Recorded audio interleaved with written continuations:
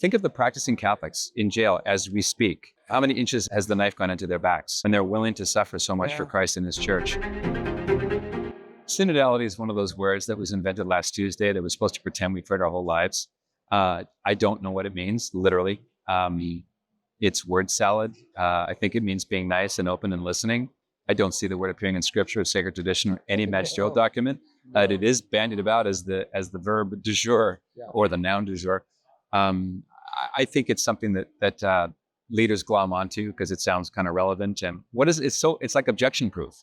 Yeah. You're against synodality? You're mean. Jesus was nice.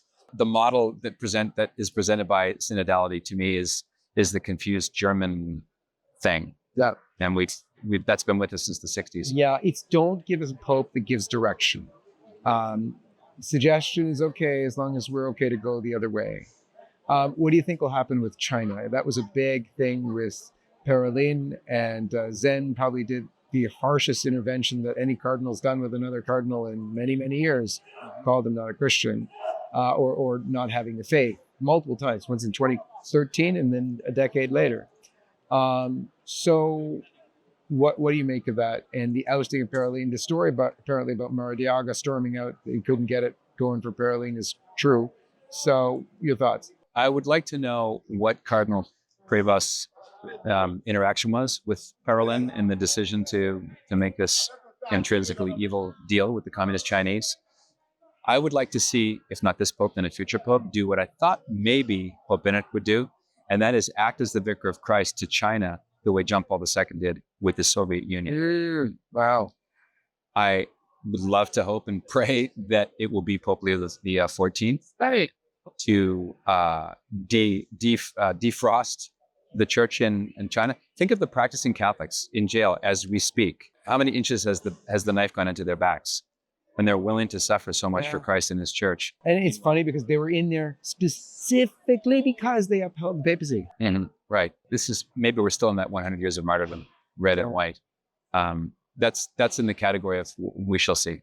Even though there's lots to know and there's lots of sad stuff, there's signal things that I'm looking for that I think are baseline, because the restoration of the faith itself, we can't go forward with.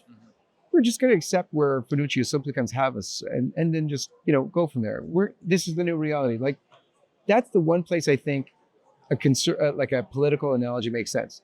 The conservatives, when they get in, they don't roll back except for Trump. Trump was an exception. They usually get in and we're just going to hold here. We're not going to make it worse. Yeah. But the liberals, oh my gosh, destroying as fast as they can. Yeah, they're much more anti-status quo than conservatives. So that's one thing that scares me. The possibility of just cementing the Francis Magisterium as if it's normal Catholicism and going forward, because then I think we're flying under a false flag. I think one of the 800-pound elephants in the chancery is the documents of the Second Vatican Council. Catholics, especially conservative Catholic Inc., loves to complain about the spirit of Vatican II, how those crazy liberals have misshapen the council itself. There's no such thing as a debate over the spirit of Trent. Why? Because there's no ambiguity in the documents. You might disagree with them, but there's no doubt about what they're saying and what they intend. I think that I've got some grounds for hope here, that the documents themselves, in some parts, may be subject to future revision, as the Catechism of the Catholic Church, which John Paul II described in the first edition, 1983, as a sure norm for the faith.